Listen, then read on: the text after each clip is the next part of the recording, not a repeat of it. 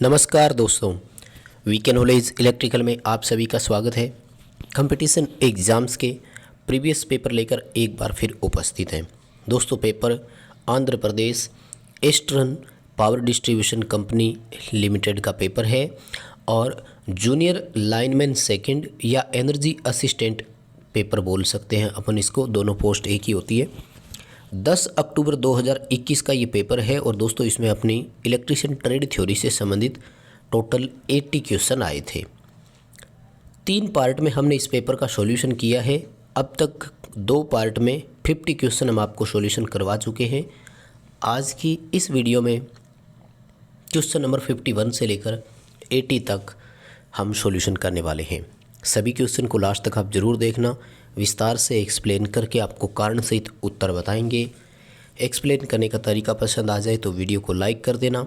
हमारे चैनल पर आप नए हैं तो चैनल को सब्सक्राइब ज़रूर कर लीजिए।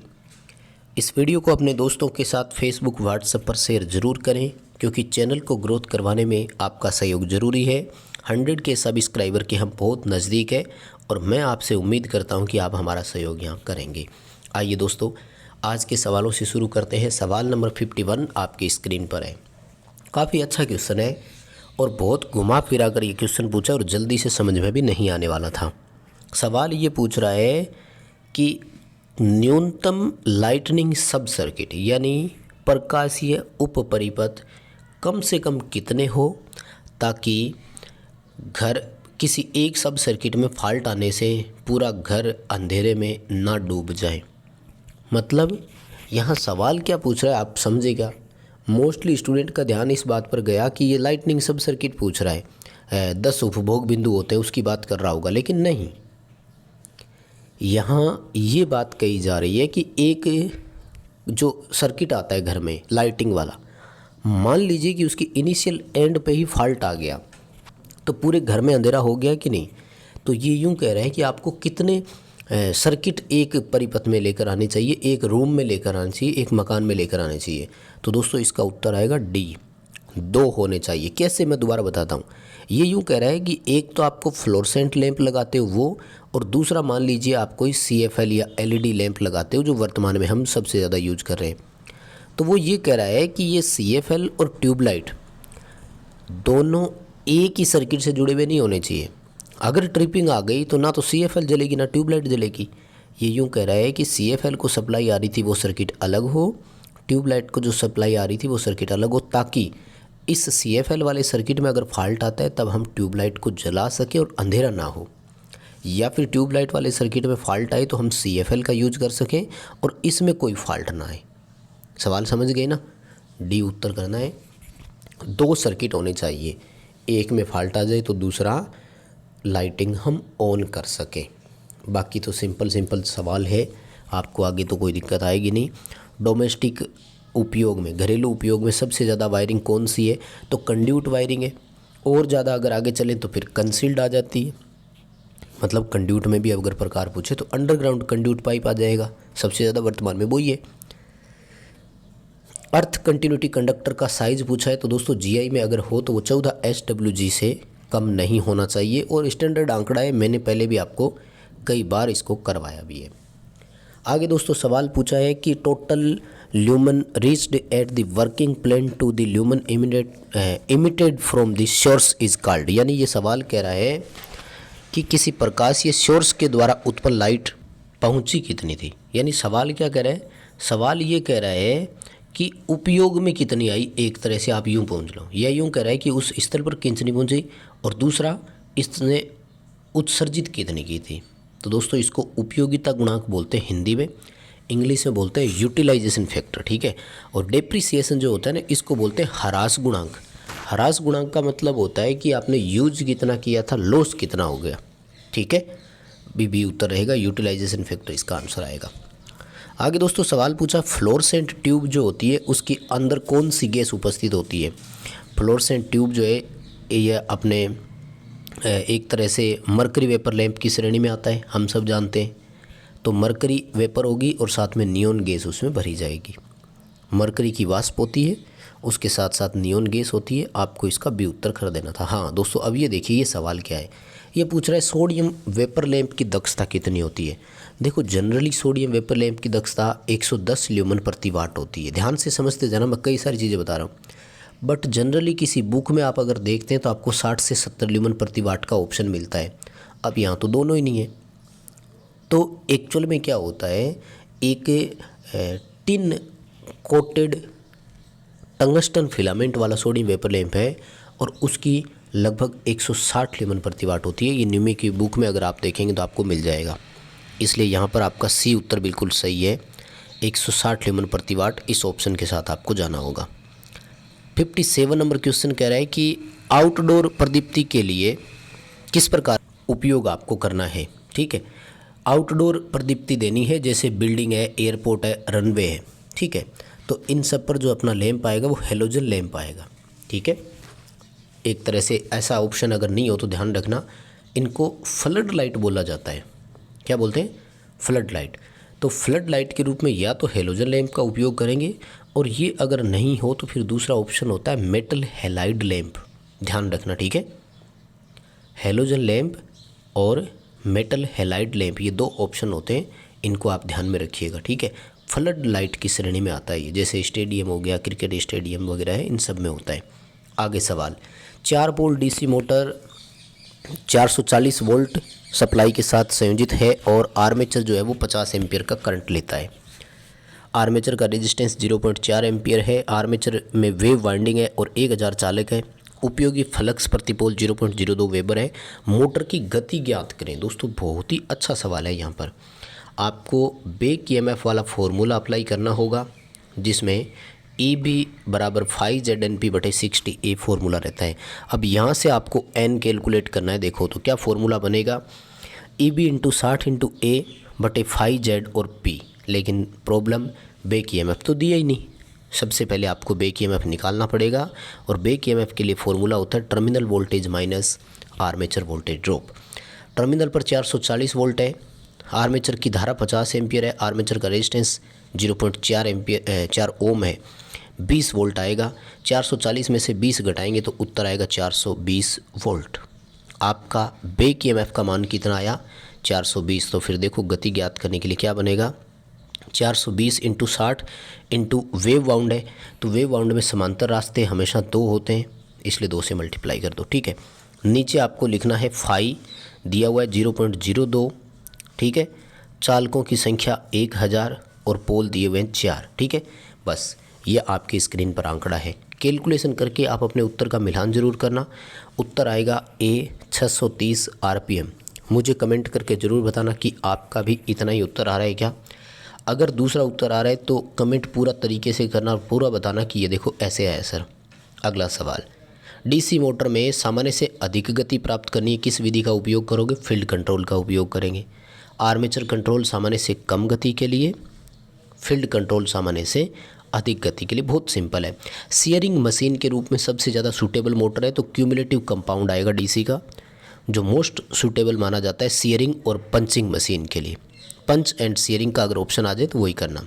ठीक है, और एक कैपेसिटर से एक पूरे चक्कर में जो औसत शक्ति खपत होती है वो कितनी मानी जाती है, तो वो 0 मानी जाती है, क्योंकि पहले आधे चक्कर में वो चार्ज होता है, अगले आधे चक्कर में वो डिस्चार्ज हो जाता है। यानी पहले तो वो खुद पावर लेता है और बाद में खुद as a voltage source behave करने लग जाता है, तो वो आउटपुट देना शुरू कर देता है। आगे देखिए दोस्तों, ये बहुत अच्छा क्वेश्चन है और हमने पहले भी इसको कई बार किया है।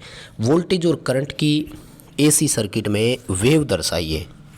वोल्टेज 30 डिग्री आगे है और करंट 45 डिग्री पीछे है, तो दोनों के बीच में अंतर कितना हो गया माय डियर, बहुत सिंपल सी बात है, 75 डिग्री का अंतर हो गया। कैसे, मैं आपको वेक्टर डायग्राम से बताता हूँ। ये लाइन अपनी यहाँ चलनी थी समय के सापेक्ष, लेकिन यहाँ क्या हुआ, वोल्टेज तो 30 डिग्री आगे निकल गया, ठीक है, वोल्टेज है, और करंट जो है वो 45 डिग्री पीछे रह गया। तो वोल्टेज और करंट के बीच में जो होता है उसी को तो एंगल बोलते हैं ना, तो दोनों के बीच में डिफरेंस कितने का हो गया, 75 डिग्री का हो गया। और नेक्स्ट क्वेश्चन कह रहा है कि इफ़ेक्टिव वैल्यू, इफ़ेक्टिव का हिंदी में होता है प्रभावी मान। साइन वेव में करंट या वोल्टेज का जो प्रभावी मान होता है वो हमेशा कितना होता है, प्रभावी मान RMS मान को बोलते हैं, 0.707 होता है। है ना। अगर पीक फैक्टर का पूछे तो 1.414, साइन वेव एसी में फॉर्म फैक्टर पूछे तो 1.11 और औसत मान पूछे तो 0.637। नेक्स्ट सवाल, कौन सा घटक है जो धारा में अचानक परिवर्तनों का विरोध करता है? धारा में परिवर्तनों का विरोध इंडक्टर करता है, वोल्टेज में परिवर्तनों का विरोध कैपेसिटर करता है, धारा में प्रवाह का विरोध रेजिस्टेंस करता है। अगला सवाल, आरएल सीरीज सर्किट में 3 ओम का रेजिस्टेंस, 4 ओम का इंडक्टिव रिएक्टेंस है, परिपथ का पावर फैक्टर बताइए। देखो, पावर फैक्टर के लिए फॉर्मूला होता है R/Z, ठीक है। आर दिया हुआ 3 ओम और जेड आपको कैलकुलेट करना है, जिसके लिए फॉर्मूला होता है R² प्लस XL² का अंडरूट। 3 की स्क्वायर 9, 4 की स्क्वायर 16, दोनों को जोड़ोगे तो 25 आएगा और 25 का अंडरूट आएगा 5। आपको करना है 3/5। 3/5 को जब हल करेंगे तो उत्तर आएगा 0.6।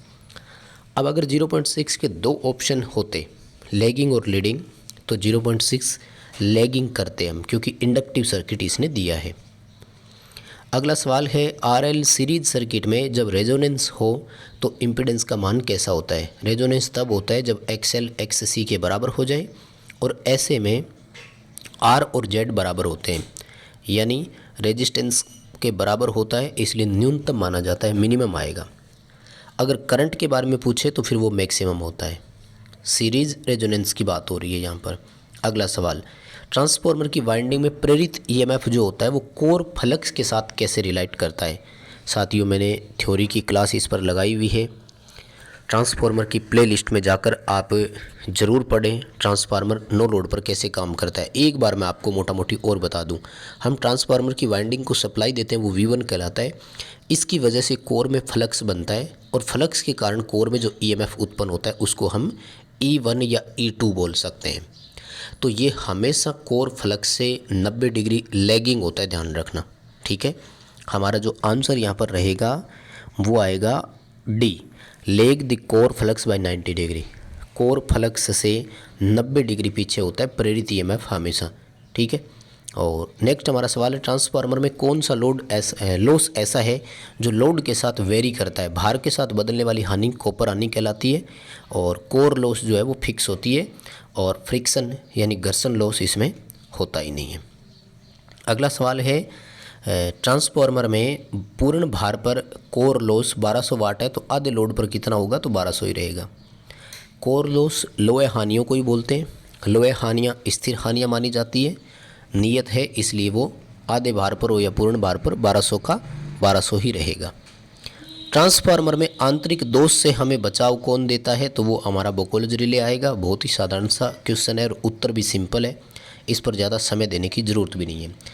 ट्रांसफार्मर कौन सा ऐसा है जिसमें केवल एक वाइंडिंग होती है जो प्राइमरी और सेकेंडरी दोनों की भांति काम कर सकती है? तो very easy question, auto transformer आ जाएगा और आपको भी इसका उत्तर आसानी से पता है, ज़्यादा समय देने की ज़रूरत नहीं। अगला सवाल, अल्टरनेटर में डैम्पर वाइंडिंग कहाँ होती है? अल्टरनेटर में डैम्पर वाइंडिंग रोटर के पोल फेस पर होती है, ठीक है। डी उत्तर करना है। फील्ड पोल कोर पोल फेस पर की जाती है, डी उत्तर आएगा यहाँ पर। एक्साइटर का काम क्या है? अल्टरनेटर में एक्साइटर का काम होता है रोटर को उत्तेजित करना, पहला ऑप्शन, लेकिन इस तरह का ऑप्शन ही। दूसरा है फील्ड मैग्नेट बनवाने के लिए डीसी उत्पन्न करना, लेकिन ऐसा भी ऑप्शन नहीं। तो फिर तीसरा ऑप्शन आपके सामने ये रहा, प्रोड्यूस स्टेबल मैग्नेटिक फील्ड, स्थिर चुंबकीय क्षेत्र बनाना ताकि रोटर लगातार मैग्नेटाइज होता रहे। अगला सवाल, जनरेटेड फ्रीक्वेंसी ज्ञात करनी है जब 8 पोल और 250 RPM हो। तो फ्रीक्वेंसी के लिए फॉर्मूला क्या है? Pn/120। 8 पोल है, 250 RPM है और 120 का इसमें भाग देना है। आपका आंसर आएगा, कैलकुलेशन करके मिलान करना, 50/3 हर्ट्ज आपका यहाँ पर उत्तर बन जाएगा। अगला हमारा सवाल है रेजिस्टेंस के बारे में कि स्लिप-रिंग इंडक्शन मोटर में रेजिस्टेंस क्यों जोड़ा जाता है? स्टार्टिंग टॉर्क इंप्रूव हो जाता है, इससे स्टार्टिंग करंट भी कंट्रोल हो जाता है, पावर फैक्टर भी सुधर जाता है, लेकिन बाकी सारे ऑप्शन नहीं है, तो अपने यहाँ पर इम्प्रूव स्टार्टिंग टॉर्क वाला कर देंगे ऑप्शन। आगे सवाल पूछा कि 3 फेज इंडक्शन मोटर में जो चुंबकीय क्षेत्र बनता है जो सिंक्रोनस गति के सापेक्ष होता है उसे क्या बोलते हैं? रोटेटिंग मैग्नेटिक फील्ड बोलते हैं, घूर्णी चुंबकीय क्षेत्र इसको कहा जाता है। अगला सवाल है कि अगर यांत्रिक भार बढ़ता है तो इंडक्शन मोटर की स्लिप पर क्या होगा? तो वो भी बढ़ेगी, क्योंकि अगर भार बढ़ेगा तो रोटर गति कम होगी, रोटर गति कम होगी तो फिर स्लिप जो है वो बढ़ेगी, इंक्रीज होगी। नेक्स्ट हमारा सवाल है कि 3 फेज़ इंडक्शन मोटर में जो 6 पोल 50 हर्ट्ज सप्लाई से जुड़ी हुई है, 4% स्लिप है, रोटर गति ज्ञात करो। देखो 6 पोल और 50 हर्ट्ज मोटर की अगर गति आप निकालेंगे ना तो 1000 आरपीएम आएगा। 4% स्लिप का मतलब हो गया मोटर 96 आरपीएम पर चल रही है, 96% आरपीएम पर चल रही है। 96% निकाल दो 1000 का, आपका उत्तर आएगा 960 आरपीएम। सिंपल क्वेश्चन आप कर सकते हो, इस तरह के सवाल हमने पहले आपको करवाए। ड्यूअल स्टार्टर का उपयोग कहाँ करते हैं? 3 से 5 एचपी तक करते हैं, सो 3 एचपी उत्तर करेंगे, 6 एचपी आपको नहीं करना है, सही नहीं माना जाएगा। और अगला सवाल, सेंट्रीफ्यूगल स्विच का सिंगल फेज इंडक्शन मोटर में क्या फंक्शन है? इनका काम होता है स्टार्टिंग वाइंडिंग को ब्रेक करना। तो बस दोस्तों यही थे 30 क्वेश्चन इसमें। वीडियो को लाइक ज़रूर कर देना, दोस्तों को शेयर ज़रूर कर देना। हमारे चैनल पर नए हो तो सब्सक्राइब ज़रूर करना। पहले 2 वीडियो आपने नहीं देखे तो उनको भी ज़रूर देखिएगा।